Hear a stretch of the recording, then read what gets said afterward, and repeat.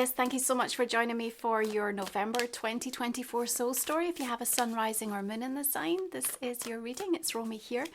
Thank you so much for joining me on the channel. We are going to open up this month with the energy of the moon, and we welcome a new moon in Scorpio arriving on the 1st. Sometimes you're asked to trust when things are clear and they make sense to you, but you're also asked to trust when they don't. And there's something around the energy of this moon that makes it really difficult for you to necessarily gain perspective on something. And yet I feel like November for you is very much about perspective. It's about expectation, it's about acceptance, and it's also about sanctuary, you know, finding that safe space, that stillness within you, so that you are able to observe and to witness and at times detach from what may be going on around you and still kind of find that sense of equilibrium within you. The new moon in Scorpio, I think, for your 10th house is activating a realization in some ways of how far you've come. And I want to say with that moon, like, don't be looking back and forgetting or not really appreciating actually the achievements, because there's again just something about that veil or that confusion. So it might just, you know, take a few days for that to lift, you know. So as you're leaning into thinking about what comes next, you know, where is my focus for this, you know, last 8 weeks of the year, 44 weeks in, you know, where am I at? And specifically with that 10th house, you know, in your work, in your career, and the way that you're showing up in community. And I think almost the choices and decisions around the roles that you adopt, the roles that you have been playing in the past, perhaps how they're changing and shifting. And there's just a lot of like inner contemplation kind of arriving in that first few days of November. There's an intensity to it for sure, and there's a lot coming up from your subconscious. So you're deeply aware, I think, of, you know, the things that are creating some anxiety or some stress for you, but you're also being given, by way of your own channel, your own commune with your higher self, some incredibly powerful psychic insights and downloads that are meant to serve you, to support you. And I suppose, like, you know, what comes through is it's almost like, you know what, Aquarius, there's never a right time. It's just about the time that we have and how we choose to use it, what we're choosing to do with it. We've got the Queen of Cups here. This is you, as I said, open. The psychic kind of energy around you is like so high the first few days, specifically in November. Now, we actually have asteroid goddess Juno moving into Scorpio on the 3rd, and she creates, with her focus, her intention, actually some really unbreakable bonds. And I think, you know, through the course of November, especially, you know, later in the month as you come into your 11th house of friendships, groups, communities, you're actually going to be forming some very powerful alliances. You'll be coming together with people and forming these bonds that actually could be with you, you know, for the foreseeable. It just, it seems to matter what you go through, what you're sharing, what you're participating in. And I think that's important. You know, there's a realization that actually maybe I need a little support right now. You know, maybe I'm looking for people who are going through what I am, or who get it, who understand it. The same day on the 3rd, Mars in Leo is opposing Pluto, and Venus is opposing Jupiter. There's definitely some tenseness, there's some friction, there's some challenge and heightened emotional energies around this time. And, you know, you may have some feelings of leaning into, you know, what on earth, you know, there's that sort of big old question mark energy that seems to sort of sit over the month of November, back to this idea that sometimes we have to trust even when things don't make sense. Now, we of course approach 11/11 portal. On the same day, Venus comes into the sign of Capricorn, and, you know, your capacity to work with this energy, remembering you're more aligned, more attuned, more aware of the subtle shifts, you know, for you personally, but also in the collective. And at that time, you know, I think you need to remind yourself you're okay. You are actually okay.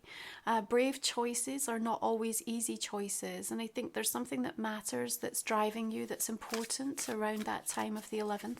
Venus in Capricorn helps you to just get maybe a little bit serious. Maybe there's a slightly more sobering kind of conversation, a reality check that needs to happen about, you know, how something moves forward, what it's going to take, how we're going to deal with this. But actually there's also a really beautiful upside to that, because I think you've already been given a glimpse early on in the month about something that's in your future. And I think, you know, it's almost like it wouldn't make sense if anyone told you it. You have to kind of feel it or experience it. It makes sense to you because it's pertinent to something that you've been thinking or feeling or intuiting up to this moment. Now we have the Hierophant coming in here.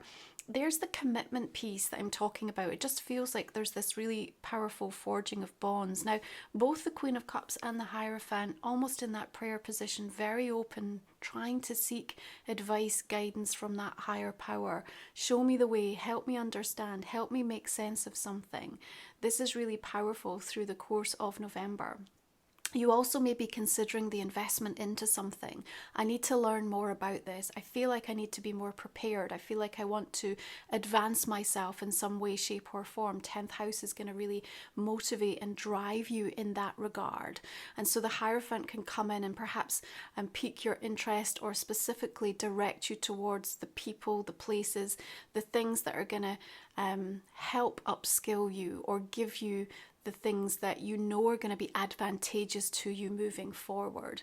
I think the choices that you make in November, if they are about gaining better perspective, addressing your expectations, you know, sometimes it's not about the quick fix, it's just about realization that you're in this sort of monumental period of transition, and that oftentimes we're just building bridges right now. It's like there's an unknown quality to kind of where we're heading and what's on the other side, but we know we have to move from where we are, you know, and we have to give ourselves permission to say, right, I've built the foundations, I've been doing this inner work up to this point, I know where I want to get to, and now this is the period of building the bridge. Okay, I think, you know, your responses are important this month. Both the Queen of Cups and the Hierophant are good because they come through with slightly more of a receptive energy. They're both in listening mode, although the Hierophant can perhaps be a little bit more dogmatic in terms of the beliefs and the way that information is received. But the Queen of Cups, especially in her light, can be supportive of that. I think, you know, it's about finding healthy responses, not triggered reactions. What's the difference? Just take 3 breaths.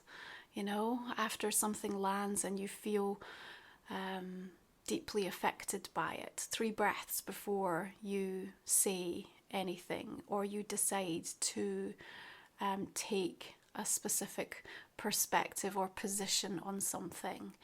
Your Chariot comes through, and I like this for you because there's definitely progress in the month of November. You do get quite determined. I think that Venus Capricorn is going to be supportive. We also, of course, have Saturn direct in Pisces from the 12th. There's a clearance that has taken place, results perhaps showing up that have been waiting in the wings. There was an awareness that they were there, but for whatever reason just wasn't coming together. That may have caused some frustration for you. Now it feels like, okay, finally I can get moving with this. But again, the Chariot seems to indicate that there's some sense of like, I'm not quite sure where I'm going, or there's some sense of something feeling a little bit wildly unpredictable or slightly out of control. There's very opposing views as well that seem to be coming through in the first part of November as well, and you're having to sort of dance around that. You might be dealing with people that are very black and white. I think to a certain degree, Aquarius, you can sit a little bit more comfortably in the grey. You know, you can allow yourself to sort of act as that, you know, impartiality at certain times. But you're also going to be called up through the course of this month to make a choice and make a decision about the direction that you personally are going to take moving forward. And for me, you know, that seems to come very strongly up toward that full moon in Taurus. You know, something is coming through and being revealed that perhaps tracks back towards, you know, the beginning part of May from earlier this year. And in that, there may be a need for you to detach somewhat from the chaos. Yes, observe the story and seek the meaning and take your understanding away and process, you know, why do I think that? What does that represent to me? How is that influencing or shaping me? You know, your 10 of Staff says that you do feel in some way in your life right now that something feels almost an impossible task. It's always like I put one step forward and I feel like something else gets put on top of me by way of a responsibility, a duty. And, you know, there's a toughness to that. There's an endurance that's being forged. But at the same time, I feel like you're just going, enough, just give me a little time out here.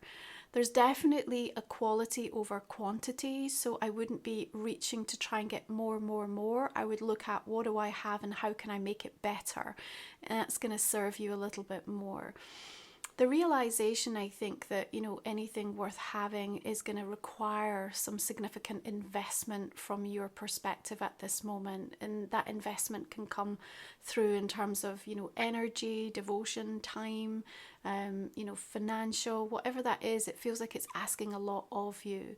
There's definitely a moment where you need to step back and just consider, is this still right for me?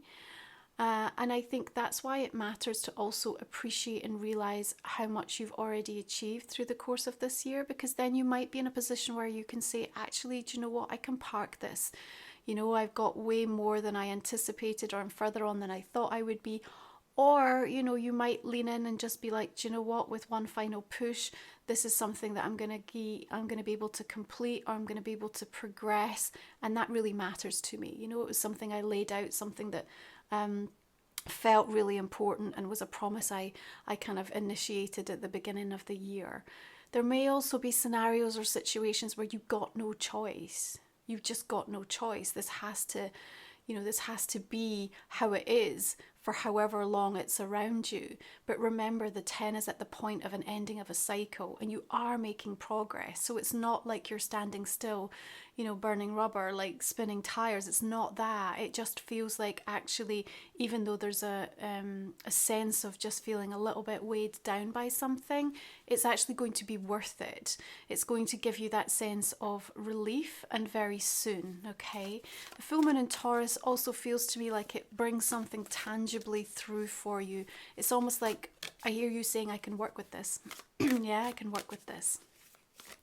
Big news, of course, Pluto coming out of Capricorn on the 19th and moving into your sign, Aquarius. You know, we're all going to be experiencing it. Age of Aquarius now, moving more deeply into that. Grasp it, claim it, embrace it. You know, this is an energy that's going to turn us inside out and allow transformation in a whole new set of ways. So we have to let go and say goodbye to the old. This is what I'm saying about the 10 being that point of completion, drawing a line, letting it go. And you do get the resurgence. So this is really nice, because between the Chariot and the Ace of Wands, they are giving you that energy, that drive, that momentum to be able to kind of pick yourself up if you have felt really physically depleted or particularly overwhelmed with regards to, you know, scenarios that have been playing out for you. You've also got a hell of an idea, or you know, a kind of a motivating factor that feels like it comes in the month of November, that you're like, okay, I've got to do something with this.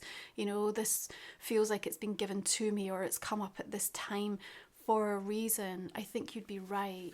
And back to what I'm saying about November being about brave choices, not necessarily easy choices. You know, we've all been leveled.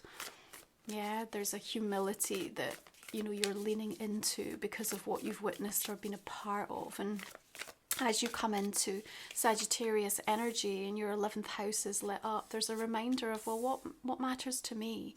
Where are my heart's desires? What am I doing to try to move towards them? And how does my network, the people that are around me, the groups, the communities, the friendships, are they adding value and helping, or are they distracting and depleting?